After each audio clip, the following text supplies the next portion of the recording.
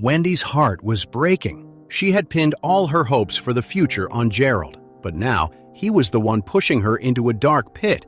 What made it even worse was that Gerald hadn't just used her and tossed her aside. He was showing open contempt for her in front of everyone. It was almost too much for her to bear. In response to her tearful accusation, Gerald said coldly, his expression dark, "Don't make a scene. People break up. It's normal. This isn't about respect." Seeing Wendy causing a scene, Charlie started to walk over, calm. When Gerald saw Charlie approaching, his face went pale with fear. He was terrified Charlie would be annoyed by the drama. He quickly explained, "Mr. Wade, please don't mind her. She's just a shameless woman making a scene. Just ignore her." Wendy couldn't believe it. Gerald used to be so affectionate, but now his attitude was like a slap in the face. And worse, he was calling her names just to suck up to Charlie. That was the last straw. Her patience snapped, and she shrieked hysterically. "Who the hell is Charlie? He's just a worthless live-in son-in-law. Why is every single one of you bowing down and kissing his feet? Why?" Gerald was stunned. He snarled, "Shut your mouth, you witch! Who do you think you are, talking about Mr. Wade like that? I swear I will end you." Seeing her precious granddaughter being humiliated, Mrs. Wilson was furious. She stepped forward and said, "Mr. White, you need to control your nephew. This has gone too far." "Too far?" Solomon sneered, narrowing his eyes at her. "Let me tell you something. If it weren't for the fact that this is Mrs. Wade's grand opening, a happy occasion, I'd have made sure there was blood on the floor. For what she just said, I would have broken her legs." Solomon then turned his glare on Mrs. Wilson. "And who are you to tell me to control my nephew? Don't think I don't know what you did. You let Harold steal the villa I gave to Mr. Wade. That was you, you old witch. I haven't dealt with you yet out of respect for Mr. and Mrs. Wade.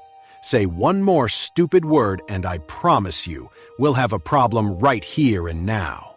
A chill ran down Mrs. Wilson's spine, and her legs suddenly began to tremble. She was used to running the show in the Wilson family, always acting like the matriarch. But now, she had no power at all. Besides, even when she was in charge, she was no match for someone like Solomon White. If Solomon really decided to get violent, there was nothing she could do to stop him. Mrs. Wilson panicked, fearful, and quickly stammered, "Mr. White, I just got a little carried away. Please, don't take it personally." Solomon shot her a disgusted look, disdainful, and said, "Just get out of here." Mrs. Wilson scurried away immediately, ashamed. But Wendy, after one crushing blow after another, had completely lost it. Broken. She suddenly lunged at Gerald, wrapping her arms around him, crying and begging, desperate. "Gerald, why are you being so cold to me? I've always loved you. I love you so much. My body, my heart, everything I have is yours. Why are you leaving me? I'm begging you, give me another chance, please. Let's start over, okay?" As she clung to him, Gerald struggled to push her off, irritated, his face a picture of pure annoyance. He knew the Wilson family was a bunch of fools who had tricked him and nearly made him an enemy of Mr. Wade. Luckily, Mr. Wade was the bigger man and let it slide. If he hadn't, it could have ruined the entire White family. And now, Wendy had the nerve to come crawling back to him. Disgusted? Was she trying to drag him down into the fire with her? Thinking about this, Gerald shoved Wendy to the ground, furious, yelling, "Wendy! Starting today, you stay as far away from me as you can. If you ever bother me again, I swear to God I will kill you." Wendy froze as if she'd been struck by lightning. She was completely stunned. She stared at Gerald, unable to see the man who once loved her in this cruel person standing before her. Even though Clare had never been a big fan of Wendy, she was still her cousin. She couldn't just stand by and watch her be humiliated like this. So she said to Gerald, "Mr. White, you and Wendy were in love once. Even if you can't be together anymore, you don't have to be enemies, right?" The moment she spoke, Gerald practically bowed, his voice shaking with fear. "Mrs. Wade, you're absolutely right. I handled that badly. Please forgive me." Wendy couldn't believe it. Gerald was so cruel and vicious to her, but he was acting like a puppy with Clare. She turned to look at Clare, not with gratitude, but with pure, boiling hatred. A voice screamed in her mind. "It's Clare's fault. That witch! It's her fault I'm in this mess. If it wasn't for her and her useless husband, I would have married Gerald a long time ago. I could have been living the good life as Mrs. White by now, and I could have helped the Wilson family climb to new heights. None of this would be happening. It's all your fault, you witch!" Fueled by this thought, a wild-haired Wendy leaped to her feet and lunged at Clare, her hands outstretched like claws. "I'll kill you! You ruined my life! I'm going to strangle you!" Seeing the wild, bloodshot look in Wendy's eyes as she came at her, Clare was shocked and quickly stumbled backward. Charlie's expression turned icy, and he was about to step in, but Orville was faster. He rushed forward and slapped Wendy so hard she fell to the ground. Orville was furious and snarled.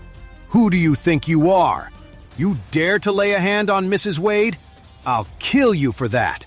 Then Orville yelled to his men behind him, "Get over here. Take this witch who attacked Mrs. Wade and deal with her." Instantly, two big guys in black suits rushed out from behind him, yanked Wendy to her feet, and started dragging her away. Noah scrambled over, pleading, "She's just a kid. She doesn't know any better. Please, forgive her."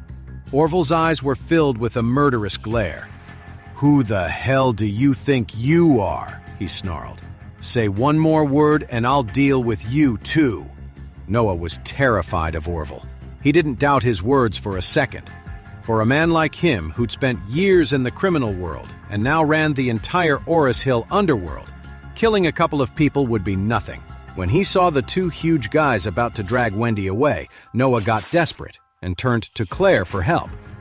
"Clare, please, say something. She's your sister after all. You can't just watch them take her." Clare couldn't stand it. She said to the two big men, "Please, don't hurt her."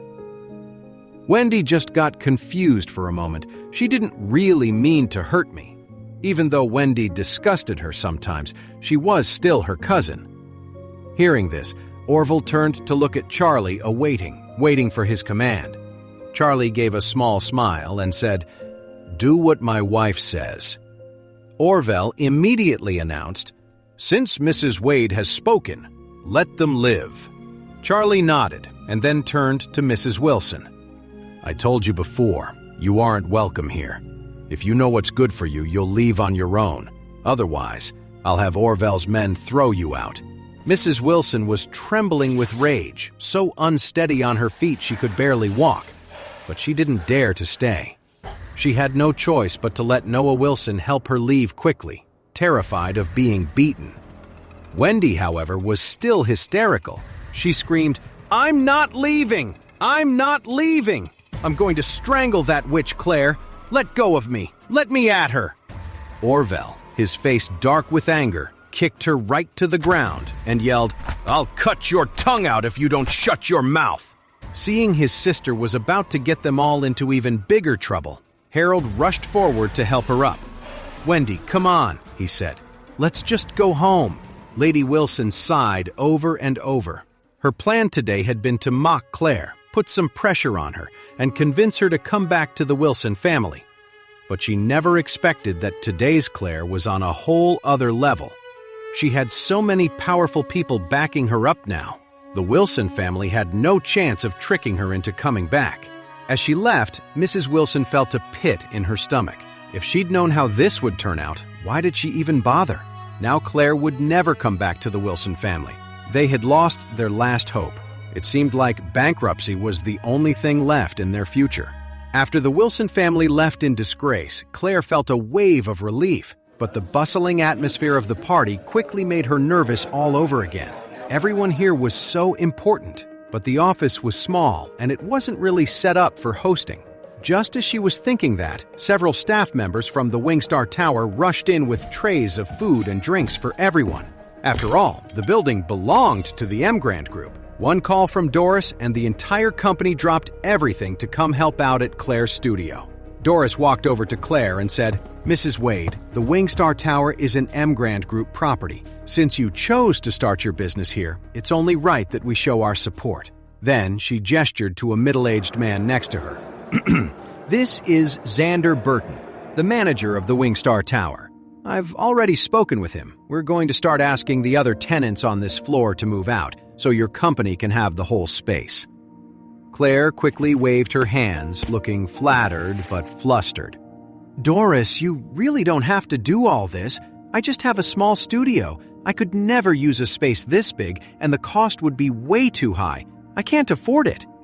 Xander Burton quickly handed her a check for $180,000 and said, "Mrs. Wade, this is your prepaid rent for the first year. From now on, all the rent, utilities, property fees, and even the air conditioning and heating costs will be covered by us.